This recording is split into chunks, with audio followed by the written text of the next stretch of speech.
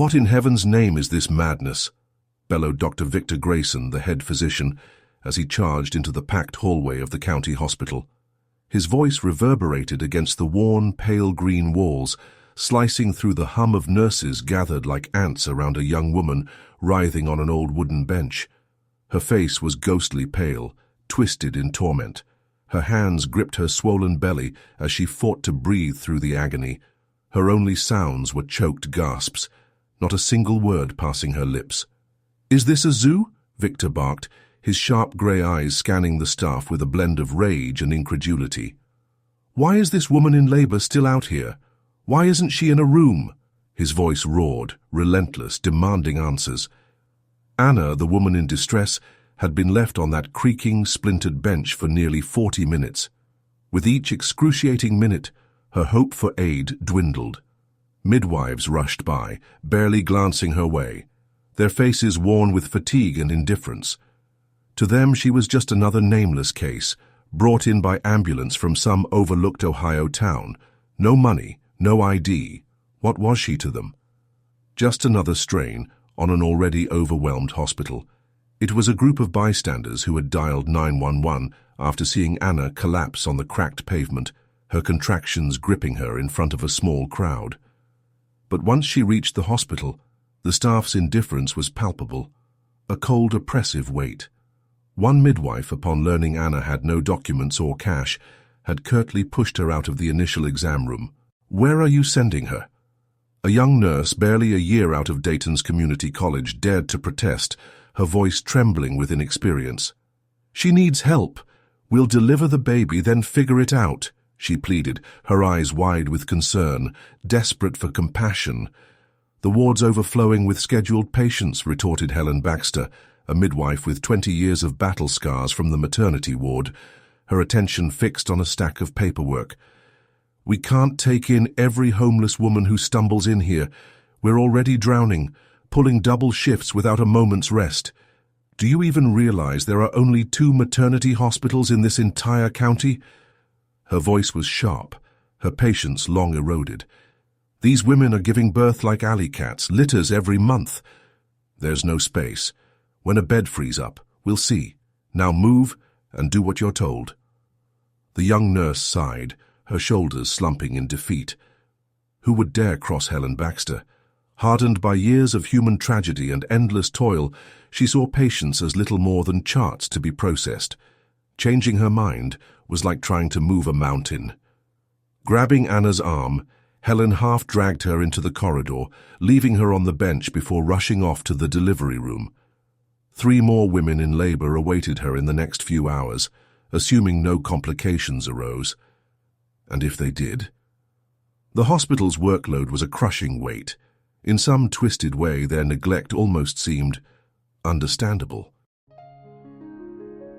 The staff often worked grueling shifts, sometimes standing for 2 or 3 days straight. Dr. Victor Grayson had fought tooth and nail to hire new hands, but who would sign up for a rural county hospital paying a measly $12,500 a month? The bright, ambitious graduates fled to Columbus or Cincinnati, where salaries were triple and the work less soul-crushing. In this forgotten town, few could afford childbirth or medical care. The locals scraped by, their pockets as empty as the promises of better days. So the midwives bore the brunt, toiling day and night, their only rewards, a growing cynicism and bone-deep exhaustion. "Get her to a room, now," Victor ordered, his tone brooking no argument as he assessed the scene. "I'll check on her in a few minutes." It had been years since he'd personally delivered a baby, a task he left to the midwives in his 30 years of practice. He only stepped in when there was no other choice. Cases like this, where the system failed those it was meant to serve. The hospital often received women from the streets, unregistered and invisible, and the midwives simply couldn't keep up. But scenes like Anna's stirred something deep within him. A surgeon with hands that could work miracles, Victor couldn't turn away from suffering. His heart wouldn't allow it. Over decades, he'd seen every shade of human misery, but this moment felt different, raw and urgent in a way he couldn't yet name. Who was supposed to take her? he demanded, striding into the room 10 minutes later, his white coat billowing. "Helen Baxter," replied the orderly, Clara, her voice soft as she sighed, a weary exhale. She began explaining, her words tumbling out in a nervous rush. "Dr. Grayson, please don't come down on her. I know it's wrong, but we're all at our breaking point. This week's been hell, pure hell. We're barely holding it together. Helen's been on shift for 2 days straight, snatching 2 hours of sleep on a break room chair before diving back in. The nurse covering her is still out sick, caught something last fall and hasn't been heard from since." "Enough," Victor cut her off, raising a hand to silence the flustered orderly. "This isn't the time for excuses. We'll sort it out later." His voice was firm, but not unkind, though his mind churned with frustration at the system's failures. Hours later, Anna lay in a hospital bed, cradling a tiny miracle, a rosy-cheeked boy with a mop of curly hair, snoring softly in her arms. "Congratulations, young mother," Victor said, his stern features softening into a rare, warm smile. He was genuinely relieved the delivery had been swift and complication-free. "Congratulations for what?" Anna replied, her voice heavy with sorrow, a weight that seemed to carry years of pain. Her eyes glistened with tears she fought to hold back, and for a moment Victor thought she might break down completely. He couldn't look away. Something in her features, the curve of her jaw, the shadow of her gaze, sent a jolt through him. Could it be her? The thought struck like lightning when he first saw her, but the chaos of her arrival had left no room for reflection. When they'd finally gotten her to a room, her contractions were in full force, too intense for anything but action. Now, with the storm past, there was space for words. But Anna was guarded, her trust worn thin by a world that had offered her little kindness. "What do you mean, for what?" Victor asked, surprised. "Look at this beautiful boy you've brought into the world. Have you thought of a name yet?" Anna hesitated, her lips parting but no sound emerging. This man, with his steady voice and gentle eyes, was the first in years to show her genuine compassion. Without him, she might not have survived this day. No home, no one to turn to. She couldn't wrap her mind around how she'd ended up here, on this precipice of despair. But if she traced the threads of her life, the pattern was clear. Her trusting nature, her lack of a safety net, it had left her vulnerable. A leaf caught in a storm. Things could have been worse, far worse, but she refused to linger on that darkness.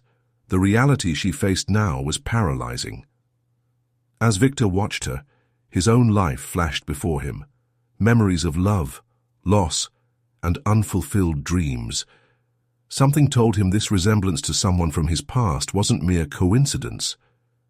It can't be, he thought, shaking his head inwardly. Life doesn't work like that.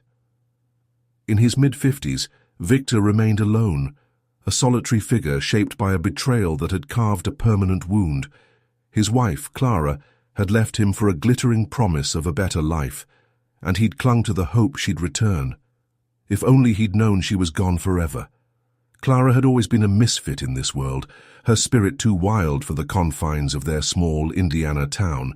As a young woman, Clara had felt suffocated by the town's limits. She dreamed of a bigger life, but her mother was quick to crush those aspirations.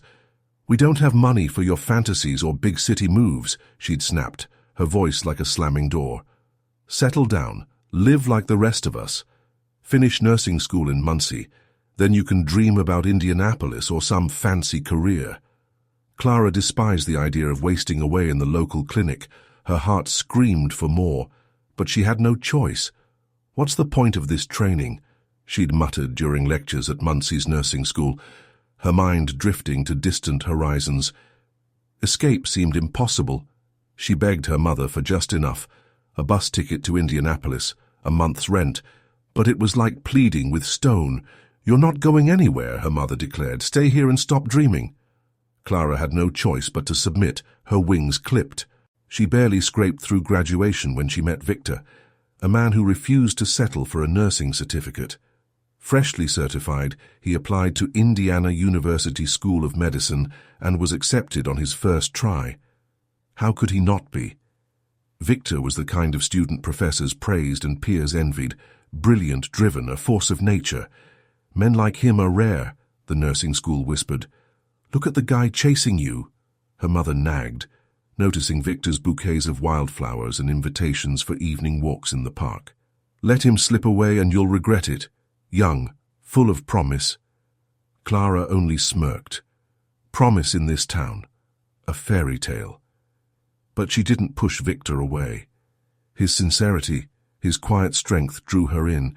He was handsome, genuine, and utterly devoted. When he proposed, she said yes. Why not? It was a chance to break free from her mother's iron grip. Victor's parents owned a spacious 3-bedroom apartment in downtown Indianapolis. Not a mansion, but more than enough for a young couple starting out. His family welcomed her with open arms, already dreaming of grandchildren. But years passed, and no children came. Victor's mother began casting sidelong glances, her hints growing sharper. You two are taking your time, aren't you? Victor couldn't understand it either. He was certain he was healthy, strong as an ox. The thought that Clara might be deceiving him never crossed his mind. Until one day, rummaging through a drawer, he found a pack of birth control pills. So, you don't want children? He asked quietly, placing the pack on the kitchen table before her. His voice steady but laced with pain. Caught, Clara cursed inwardly. Hid it so carefully and I slipped up like this. Yes, she'd avoided motherhood. The very idea felt like chains, weighing down her dreams of something greater. Though she'd settled for life in Indianapolis, her heart still yearned for more. A life beyond the ordinary. I want a divorce, she declared after a long, tense conversation. A divorce and I'm leaving this place. By then she'd saved a few $1,000s from her nursing wages, spending little on herself. She saw no point in investing in a life she didn't want. Victor endured her growing coldness in silence, pouring himself into his work, dreaming of a future filled with the laughter of children. She was merely biding her time. Her betrayal hit him like a sledgehammer. But what could he do? If you want a different life, that's your right, he said, his voice hollow as he let her go. If he'd known what awaited her, he'd have fought to keep her. In Chicago, Clara adapted quickly. Clever and resourceful, she landed a job as a nurse in a private clinic, and within months caught the eye of a wealthy businessman, Edward. They met by chance at a coffee shop near the Loop, his charm and confidence a stark contrast to the small-town life she'd left behind. The divorce was finalized, her ties to the past severed. She couldn't let this opportunity slip. When she learned she was pregnant, she saw it as her trump card.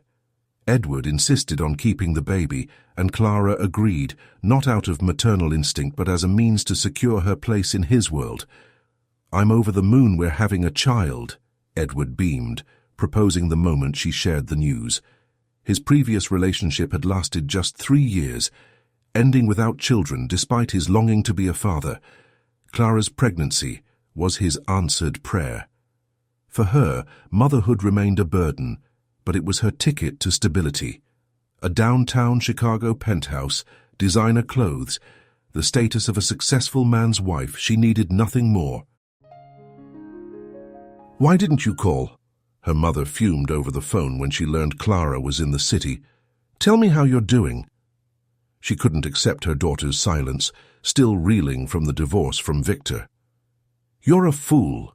Where will you find another man like him? She scolded. But her words fell on deaf ears. Clara had no interest in sharing her new life.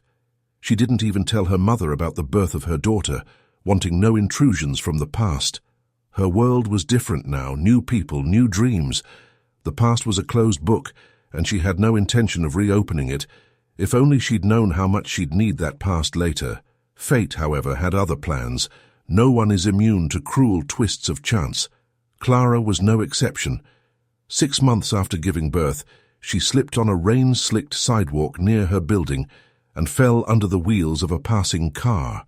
A senseless death, witnessed by a stunned crowd.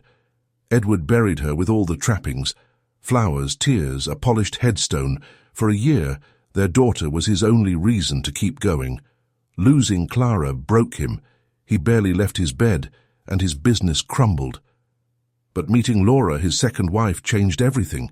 She became his lifeline, his second chance at love. Their marriage, though, was a trial. Edward longed to be a father again, but months passed without a pregnancy. Both underwent tests, and the verdict was devastating. He was infertile. But how had Clara given birth to a daughter? It didn't add up. A DNA test confirmed the truth. The girl wasn't his. Another man might have raised her as his own, but Edward's pride wouldn't allow it. He raged at Clara's memory, wishing he could confront her for her deception. But she was gone. The girl was sent to an orphanage in suburban Chicago, and thus began Anna's long, painful journey. Life showed her no mercy. She was shuffled between orphanages, Joliet, Aurora, then another small town. The settings changed, but the story stayed the same. Grey walls, indifferent faces, a world that didn't care. She landed in Ohio by chance, transferred when an Illinois orphanage underwent reorganization. Fate's bitter irony, nothing less. "Where will you go after you're discharged?" Victor asked, unable to shake his concern for Anna's fate. Her story had cemented his suspicion. This young woman was his daughter. Such coincidences didn't just happen, they were woven by something greater. But he needed certainty. Not because he wouldn't help a stranger, he'd support Anna regardless.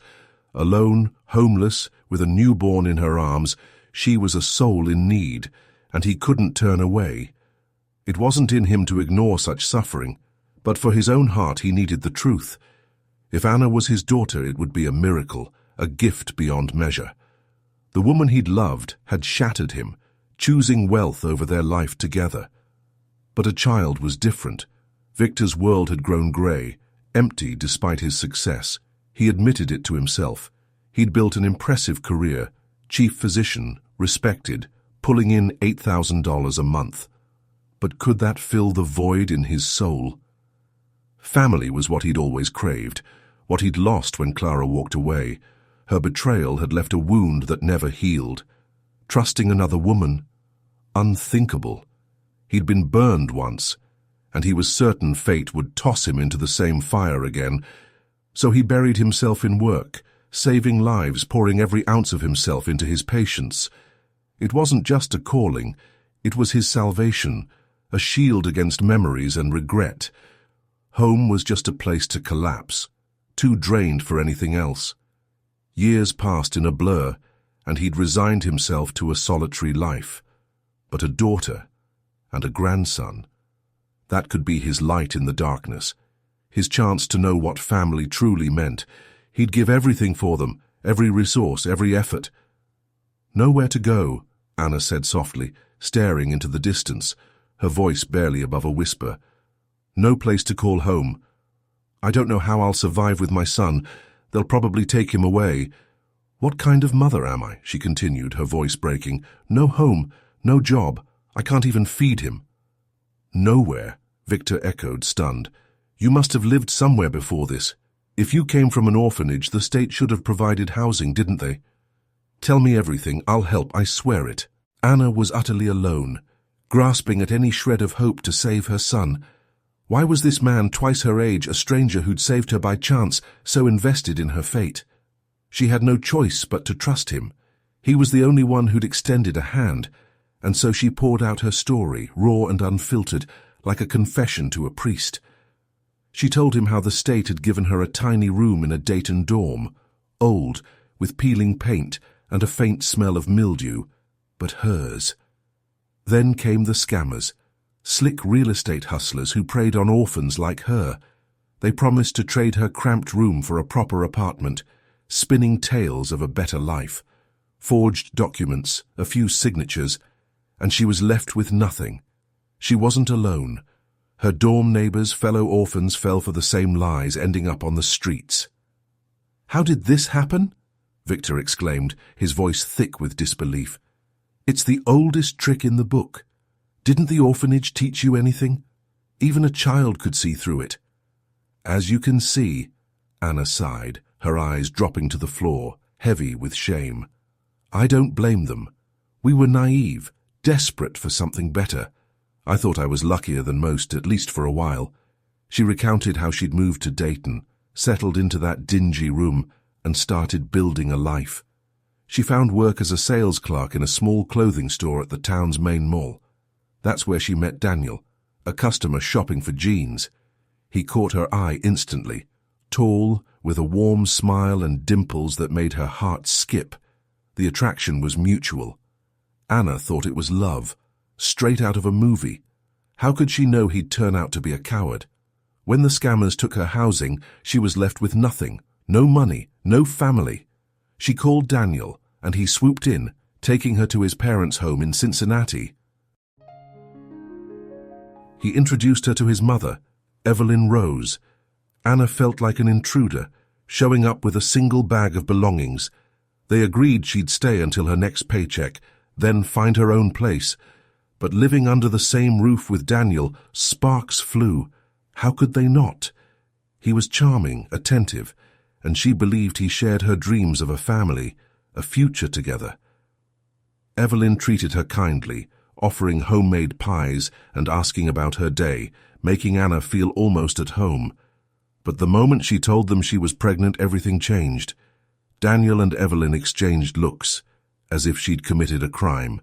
They began pressuring her to take care of it. Evelyn even found a contact at a private clinic, promising it would be quick, discreet, no questions asked. I couldn't do it, Anna whispered, her hands clenching into fists. How could I live with myself? Killing my own child, it's unthinkable. She tried reasoning with Daniel, begging him to understand, but he brushed her off coldly. I don't need this. When she refused an abortion, he threw her out, without a shred of remorse, leaving her in the clothes on her back. The next morning, Evelyn dumped Anna's belongings into the hallway, letting them scatter across the grimy floor. For nearly 9 months, Anna survived on the streets. She was lucky to meet Aunt Ruth, a homeless woman who took her into a ramshackle hut on the city's outskirts. Ruth had been on the streets for years, scraping by however she could. If not for her, I'd have been finished, Anna admitted, her voice thick with gratitude. She tried registering at a women's clinic to monitor her pregnancy, but they turned her away. No ID, no service. If not for the contractions hitting in the middle of the street near a bustling market, with strangers calling an ambulance, she might have given birth alone. Her labor began in front of a crowd, a public spectacle of pain and desperation.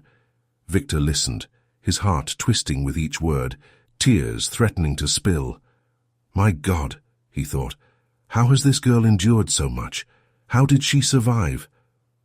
The cruelty of her fate staggered him. After you're discharged, you're coming to my place, he said firmly, his voice steady despite the storm inside him. I've got a big apartment downtown, plenty of room for you and the little one. How can I? Anna protested, her eyes wide with disbelief. Thank you for your kindness. There aren't many like you. But think about it, moving in with a stranger, with my baby. It's not right. Victor couldn't hold back any longer.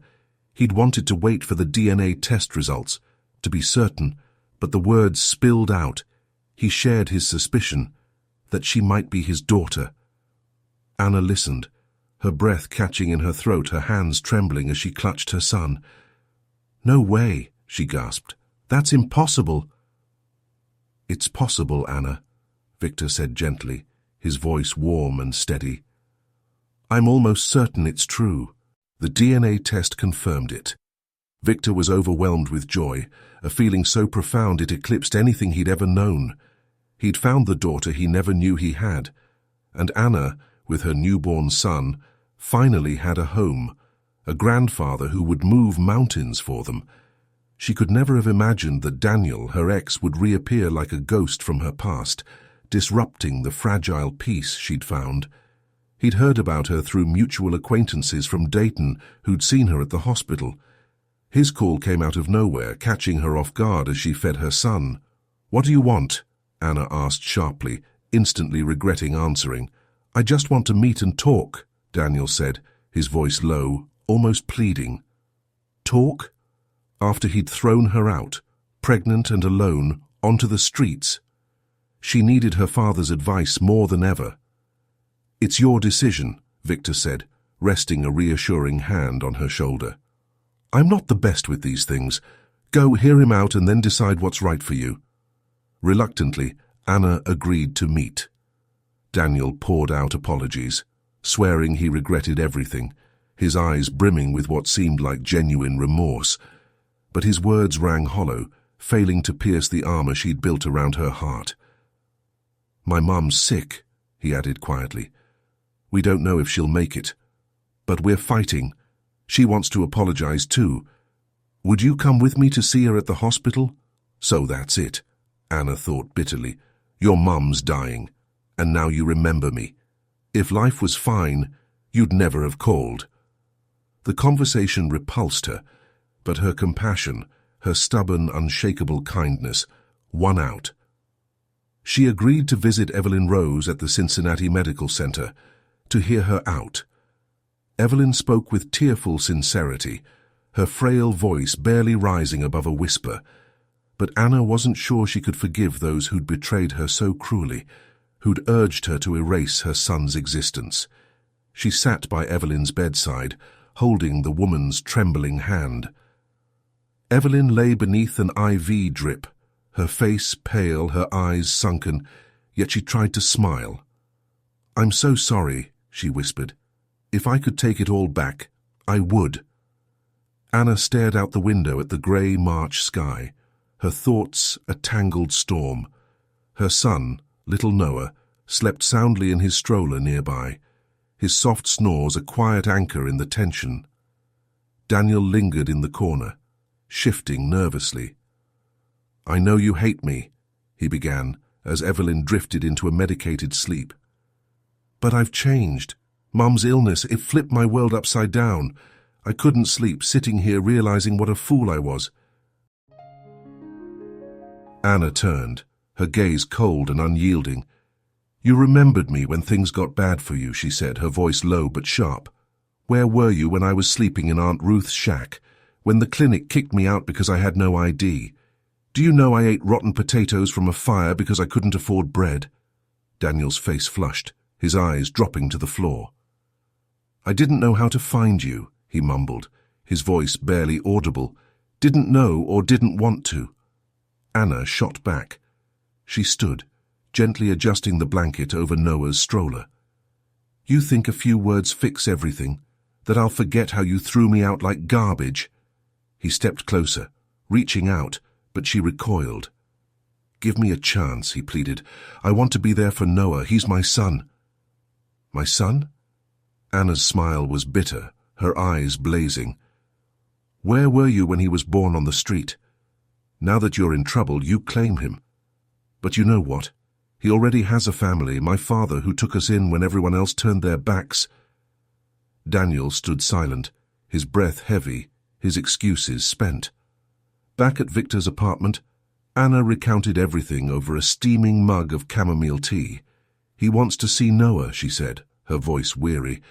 "But I don't trust him." Victor nodded, his expression thoughtful. "If he's serious, let him prove it. Words are cheap, Anna. Focus on yourself and your son. You need peace." Anna managed a small smile, her first that day. In this warm, quiet apartment, filled with the scent of herbal tea and the comfort of her father's presence, she finally understood what home felt like.